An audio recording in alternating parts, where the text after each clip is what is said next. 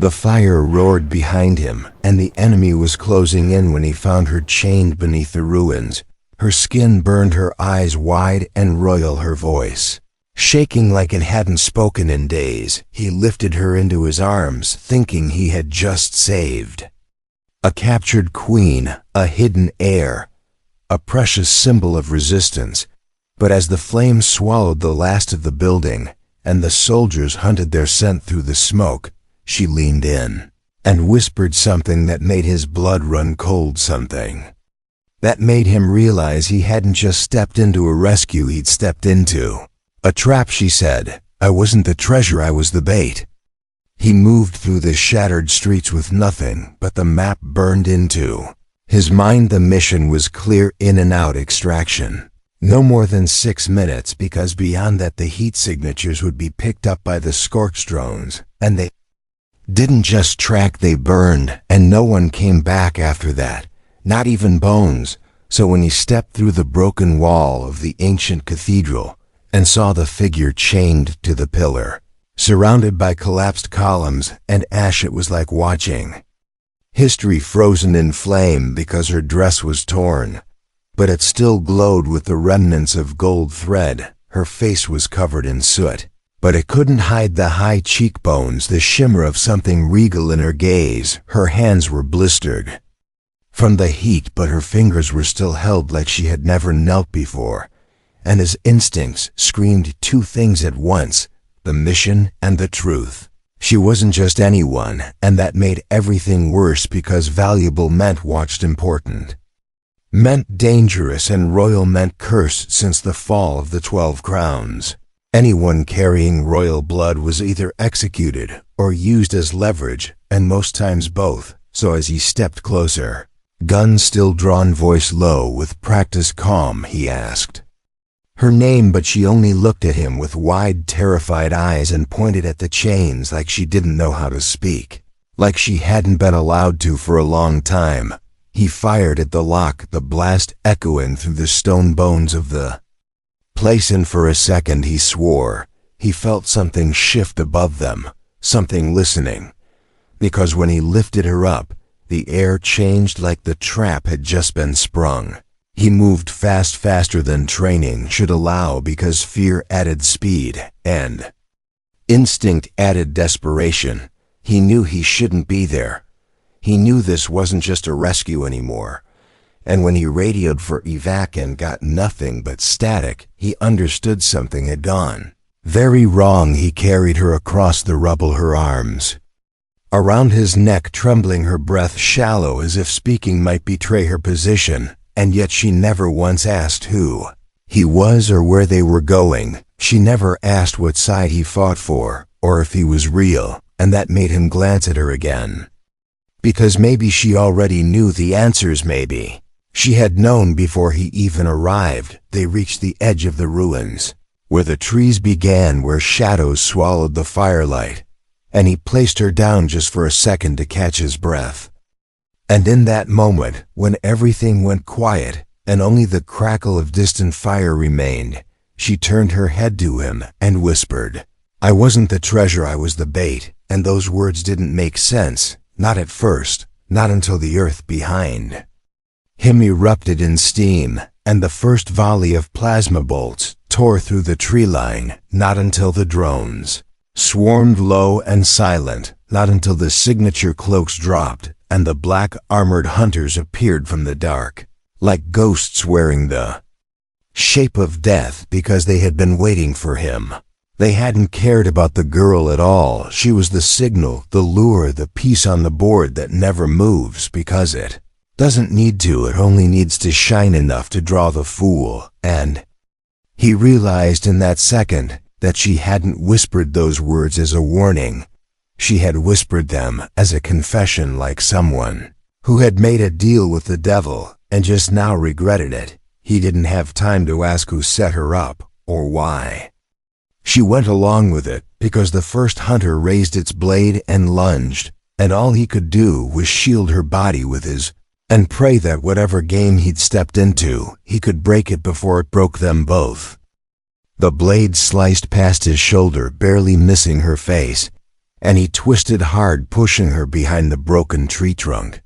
As his arm swung up and fired 2 rounds into the hunter's chest, but the armor only sparked the creature, didn't fall, it didn't scream, it just looked at him with those empty silver lenses and advanced again, like it felt no pain, no fear, no hesitation, and he realized this wasn't a machine. This was something worse, something living, trained and perfected for one thing only: killing men like him and dragging their bodies back as trophies.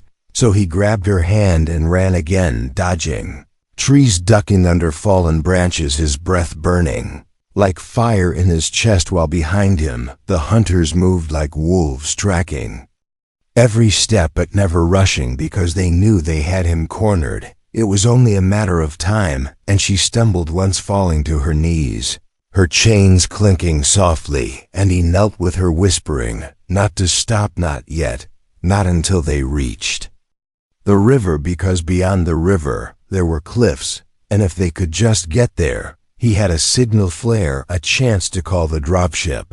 A 1% chance, but better than nothing. She nodded, even though her eyes were full of terror, not the wide-eyed prince's fear from before, but something deeper, like she knew what was waiting on the other side of this chase, like she had seen it before and had come back haunted.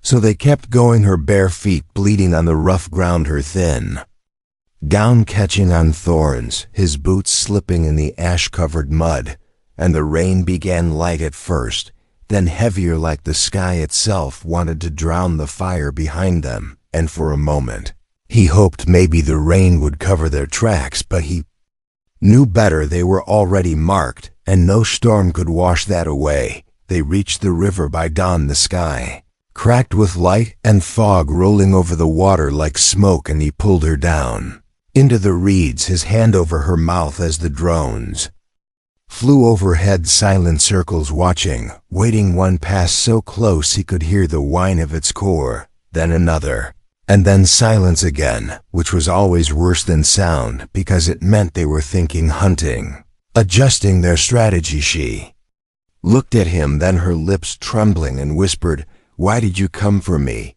And he blinked, because he hadn't expected that question, not from her, not now. So he told her the truth. He didn't know, he'd just seen the intel, the image, the chain, the ruins, and something in his gut had screamed that he had to go, had to try, even if the whole thing smelled like bait. And her eyes filled with tears, then not soft ones, not royal ones, but hard, bitter ones, like someone who had been used too many times and still hoped someone would come. And when she looked at the water, then back at him, he knew what she was about to say before she said it. She said, "They're not just following me because I'm bait, they're following me because I escaped too early. I was supposed to be picked up with the body of the man who rescued me.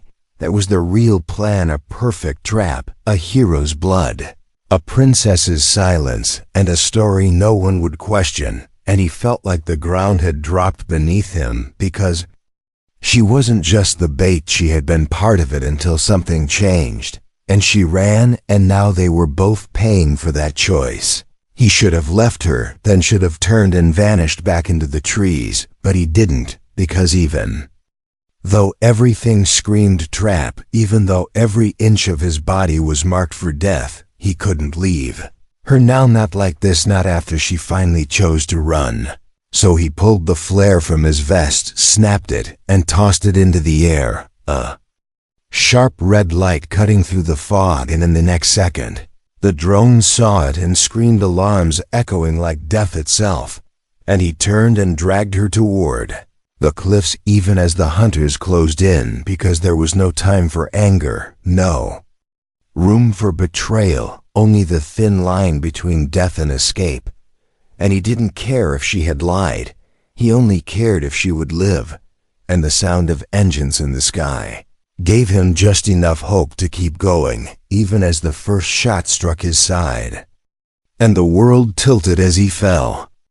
The shot burned through his ribs like someone had shoved fire into his side, and twisted, and the force of it sent him crashing down hard into the wet earth mud, filling his mouth as his arm locked around her waist, dragging her with him down the slope toward the jagged edge of the cliff where wind howled and the trees ended in broken stone and open air. She tried to stop the bleeding, pressing her hands to his side, but there was too much blood and not enough time, and the scream of the dropship in the clouds above was drowned by the sound of boots behind them, fast, hard, relentless, and he looked at her face streaked with ash and tears and saw something break in her, then not fear, not guilt, but resolve, like she had made a choice. Again, and this time it was to fight. She pulled his pistol from his belt and turned back to the tree's eyes scanning for movement, and he wanted to yell at her to run, to leave him and survive. But he couldn't speak, not with the pain crashing through his chest and the world spinning like smoke.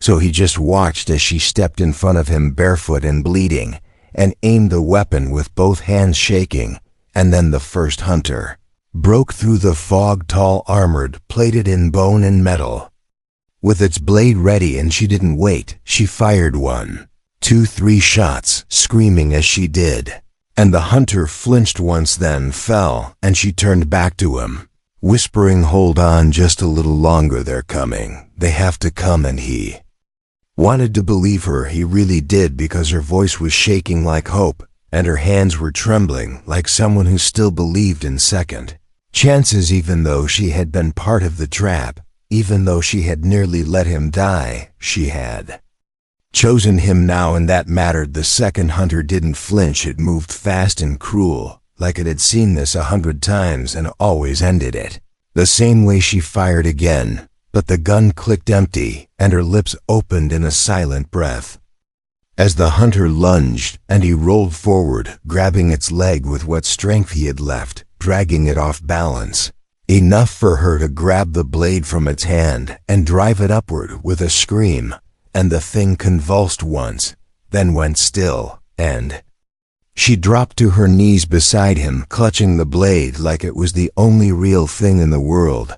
And he reached up, touched her face, and whispered not to cry, not now, not yet, because he could hear the dropship engines closer now, through the wind, through the ringing in his ears, and she nodded as if she could feel them too. And then the light broke through the clouds, a harsh white spotlight that bathed them in brilliance, and the ropes dropped fast from the undercarriage, and she grabbed one, wrapped it around his chest, and held on as the ship lifted them up into the storm, her arms around him, her tears falling on his neck, and the wind ripping the last of the fog away. And below them, the forest burned again, because the drones had opened fire in rage and confusion, and the dead hunters were melting into ash. And as the ship doors opened and hands pulled them inside, she collapsed beside him, whispering, "I'm sorry, I didn't know how to stop it. I didn't know who else would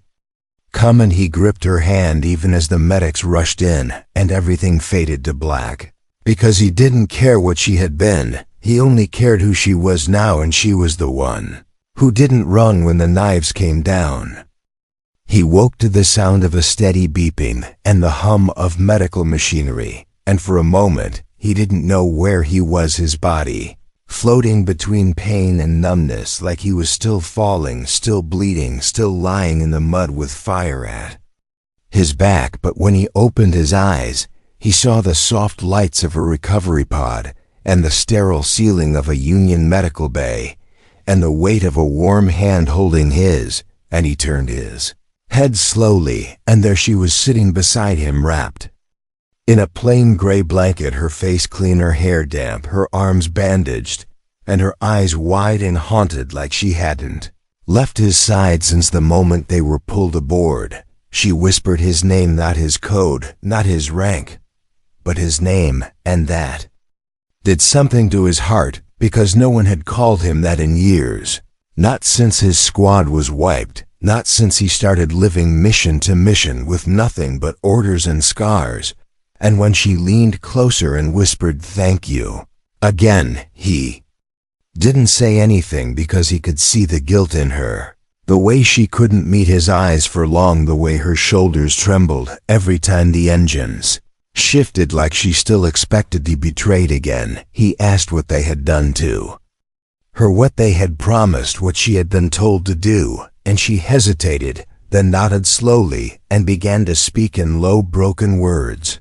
The story of how she had been captured not in battle, but in peace talks, how her identity had been erased, her image used as propaganda, her silence turned into leverage. They had kept her alive because she looked like a symbol of unity, but in truth, they used her as bait because they knew the Union wouldn't leave someone like her behind, not when it could be turned into a victory, into a story. And she told him how she had waited for someone to come, waited for death or rescue, and when the time came, she had been given a choice: make the trap work or be left to rot. And in her weakness, she agreed, not because she wanted anyone to die, but because she didn't think anyone would come. And when he did, when she saw him fighting through the fire, without hesitation, something inside her broke, and she knew she couldn't go through with it. She had tried to break the script, tried to change the story, and the punishment would come soon enough, because they never let their pawns go without consequence. He listened in silence, not judging, not blaming, only watching her, and when she finished, her voice barely a whisper, he reached out and touched her fingers gently and said, "You're not a pawn anymore." And that was when she finally broke. The tears came fast and hot, her shoulders shaking, her breath caught in her throat, and she buried her face in his arm like she had been holding everything inside since the fire, and now it was safe to fall apart. He didn't say anything else, just let her cry until the silence returned, and only the hum of the ship remained. And when the door opened and the commander stepped in, they both sat up quickly. But the commander raised his hand and said, "Rest, you've earned it. We have bigger problems now." Because the ambush wasn't just a trap, it was a message, and it worked. They killed 5 other strike teams across the system, all because we trusted the wrong signals. And you two are the only survivors, which means you're the only ones who know what they're planning. And her face went pale because she knew exactly what they were planning. It wasn't just about her, it was about the throne and the lie they had been building for years, and now the galaxy was about to bleed because of it. The command room was cold and dark, except for the flickering holomaps and the low murmur of officers discussing losses and next moves. And he sat beside her on the edge of a metal bench, feeling the weight of everything pressing down on them both. Because they weren't just survivors anymore. They were carriers of a secret that could shatter alliances and ignite wars. And she looked at him, eyes tired but burning with a fierce determination that scared him more than any enemy he had faced. Because it was the look of someone who had accepted her fate and decided to fight for a future that might never come. And when the commander outlined the plan, they had no choice but to take the fight to the enemy before the message turned into a war. The enemy had taken her to the shadow worlds where nothing lived but echoes and secrets, and the Union needed to know what was waiting there, so they sent him back out with a small team, and her with him, because she was the key, the only link to the trap and the truth. She moved carefully across the cold corridors of the flagship. Her steps measured, her eyes scanning every shadow, because she knew the weight of betrayal was still heavy on her shoulders, and she wasn't sure if she could carry it alone. But he was there, steady beside her, a silent promise that no matter what happened, they would face it together. And as they boarded the stealth ship, the engines hummed with the promise of danger and escape, and the stars blurred past as they jumped into the unknown, and the silence between them was full of things unspoken: the past, the pain, the choices made, and the futures stolen. But they had a mission, and it was clear the past couldn't stay buried, because as the sensors picked up strange readings on the edge of the shadow worlds, the tension grew like a storm on the horizon. And she whispered a name no one else dared speak, and that name was the beginning of the nightmare they had been running from all along. The ship slipped through the darkness of the shadow worlds, like a ghost hiding from the stars, and every pulse from the sensors was a reminder that they were entering a place forgotten by time, where silence was heavier than death, and the air inside. The cabin tasted like fear and old secrets, and she sat beside him, eyes fixed on the screens, but her mind far away, lost in memories that twisted like shadows around her heart, because this place had been her prison, and her curse, and the reason the trap was set in the first place. And as the ship descended toward the ruined city, buried beneath ash and twisted metal, she whispered again the name that haunted her nightmares, the name of the one who had betrayed her and sold her for power. And as they landed, the doors opened to a world frozen in time, where buildings leaned like broken bones, and the sky was a thick gray veil blocking out the sun, and every step they took echoed like a warning, because they weren't alone, and shadows moved in the corners of their vision, and every sound was a whisper of the past that refused to die. And when they reached the throne room, shattered and hollow, she found the markings that told the story, the symbols of a kingdom torn apart by lies and blood, and the betrayal that had started it all. And she looked at him with eyes burning with pain, and said, "This is why I was bait, because the throne was never meant for me. It was a weapon to control the galaxy, and now it was ours to destroy, or be destroyed by." And he nodded, knowing that this mission was no longer about survival, but about justice and vengeance. And as the enemy closed in around them like wolves circling their prey, they prepared to fight, not just for their lives, but for the future of everything they believed in. And the final battle was about to begin. The final battle tore through the ruined halls like a storm, unleashed as plasma bolts, cracked and shattered stone, and every step echoed with the cries of those lost before them. And she fought with a fierce grace born from years of pain and betrayal. And he fought with a desperate courage fueled by the promise he made, the promise to protect her, no matter the cost. And as the enemy closed in, they moved as one, a single force against the darkness. And when the last hunter fell and silence finally returned, the weight of everything settled like a heavy fog. But in that moment, she looked at him and smiled, a small, tired smile that said, "We survived, and maybe that was enough." And as the dropship came to take them away from the shadow worlds and back to a galaxy still burning with secrets and lies, he held her hand tight, knowing that whatever came next, they would face it together. Because she was no longer bait, no longer a pawn, no longer a trap. She was the queen of her own story, and he was the one who risked everything to save her. And that was a truth that no fire could ever burn away. If you believe humanity always finds a way, subscribe for more HFY sci-fi stories that prove it.